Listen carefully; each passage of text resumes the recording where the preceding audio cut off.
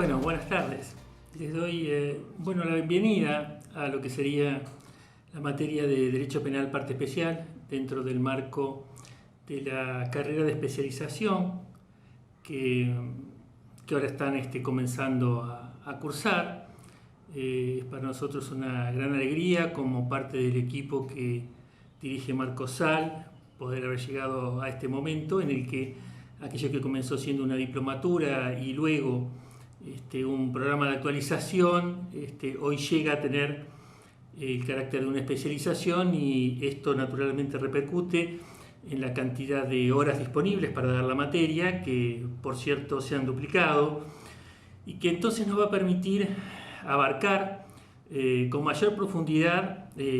los mismos temas que antes ocupaban la diplomatura, y además agregar algunos temas más que me parece que en estos cambiantes tiempos que vivimos se han ido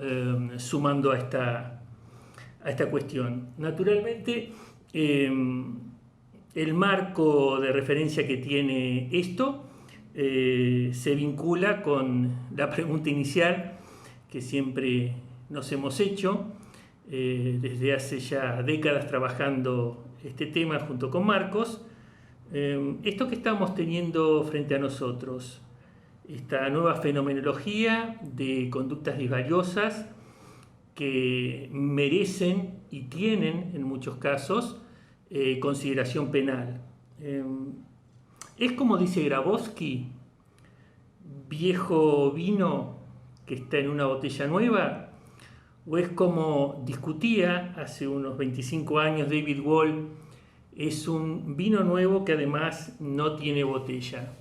En realidad yo creo que esta discusión inicial decantó hacia lo que proponía Grabowski. Este es un vino viejo en botella nueva. Una botella nueva, singular, cambiante, que nos obliga a un trabajo de constante actualización, pero al fin y al cabo de lo que vamos a ir hablando en esta materia son de esas conductas que afectan básicamente bienes jurídicos que tienen antiguo reconocimiento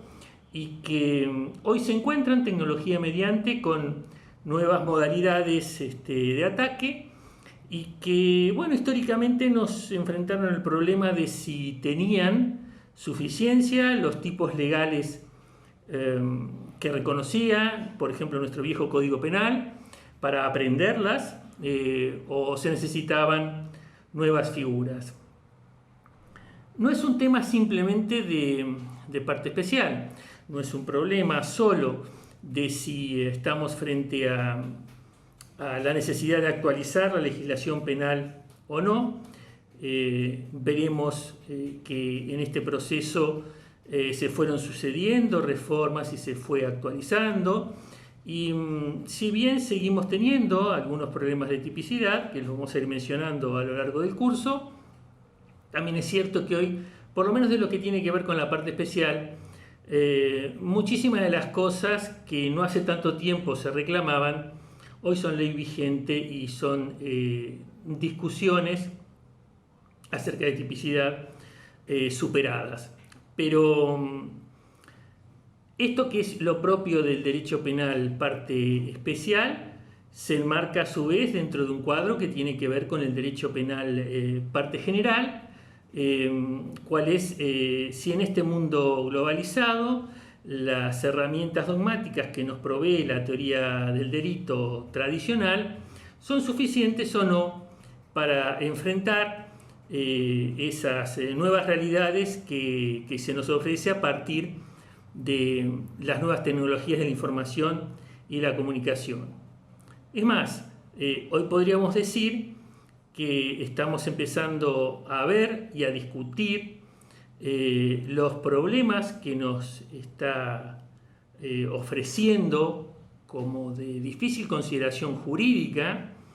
ese momento, esa generación del desarrollo informático que se corresponde con lo que llamamos inteligencia artificial. Bien, vamos a ir ya a eso, pero en principio, Nosotros tenemos esa idea básica de que hay un derecho penal clásico o nuclear, ese derecho penal concebido para los delitos comunes, que discutimos si alcanza o no alcanza para afrontar lo que podrían llamarse delitos no convencionales. Estas ideas las vamos a profundizar luego, ¿no? Pero en esta introducción simplemente baste tener en cuenta que hay delitos no convencionales para los que se postulan desde algún segmento la necesidad de un nuevo derecho penal, un derecho penal moderno, digamos que no alcanza el derecho penal nuclear. Cuando nos referimos a la no convencionalidad, nos referimos básicamente a nuevas modalidades de afectación de bienes jurídicos, nuevos bienes jurídicos que ya no son individuales, sino que son colectivos, que son macrosociales, y la intervención, por ejemplo, como autores, ya no solo de personas físicas, sino de personas jurídicas. El campo de la delincuencia informática es un campo donde se expresa con mucha claridad la necesidad de trabajar el tema de la responsabilidad de las personas jurídicas, de responsabilidad penal,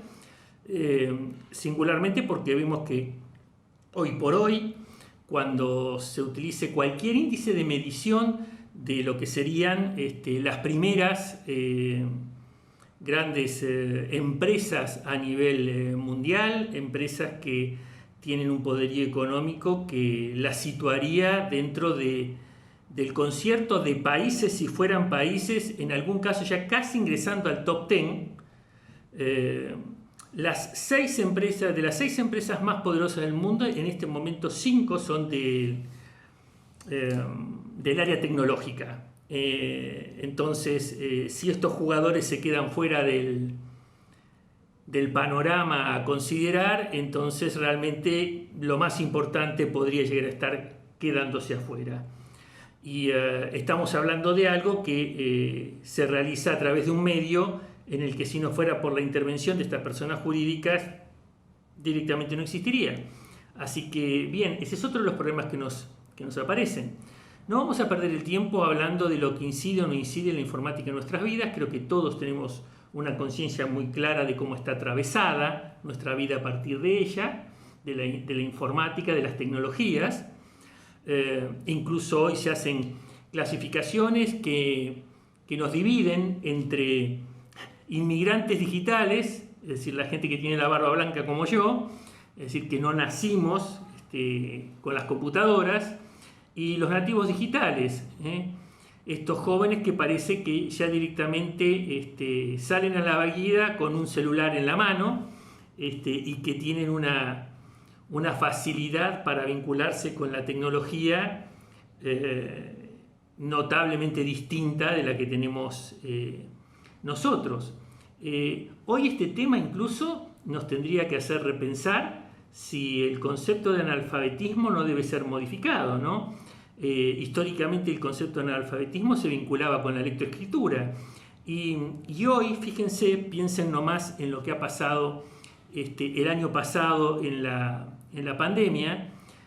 Nos enfrentó brutalmente con la situación de que de pronto se le decía a nuestros viejos que debían cuidarse y que se cerraban las atenciones personales en los bancos y que debían dirigirse a los cajeros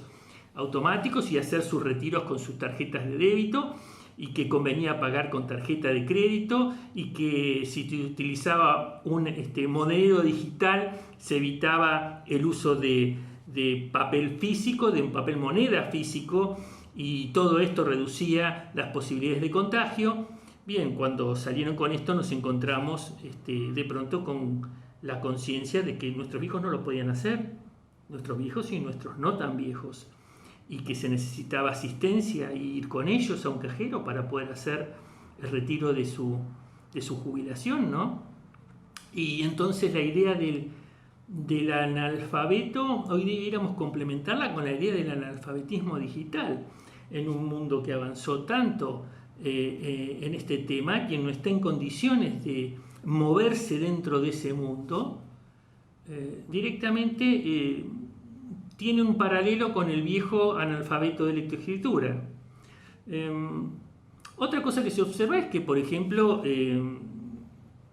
mundo de los nativos digitales, este mundo que además se va modificando en la medida que aparecen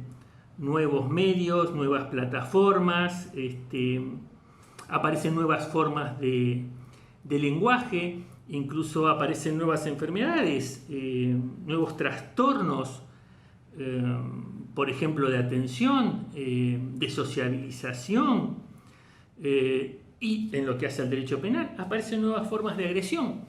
Es decir, toda esta nueva fenomenología está allí latente y propone entonces necesidad de abordaje. Durante esta materia, bueno, vamos a ir viendo casos particulares de ello. Cuando uno habla del desarrollo informático, normalmente lo identifica con una serie de generaciones que tienen que ver con la aparición de algún elemento que hizo un salto de desarrollo en cuanto a esta cuestión técnica, ¿no? Desde las válvulas de las décadas del 40, pasando por los transitores a fines de los 50, la aparición del circuito integrado en el 64, hablamos de primera, segunda y tercera generación. Los microprocesadores en mediados de la década del 70 hicieron aparecer una cuarta generación. La quinta fue la de la intercomunicación o interconectividad, ya en la década de los 80. La masificación comienza allí del uso de Internet. Y en este milenio, en estos últimos 20 años, vemos cómo ha ido progresando una sexta generación, que es una generación vinculada a lo que llamaríamos inteligencia artificial. Si uno vincula la inteligencia artificial con el derecho penal, vamos a ver que esto tiene importancia para nosotros tanto desde el punto de vista del derecho penal sustantivo, es decir, tanto parte general como parte especial, como desde el punto de vista procesal. Si tuviéramos que hoy indicar así muy rápidamente algunos de los problemas que se presentan y algunas de las discusiones que naturalmente en el avance del curso vamos a ir desarrollando,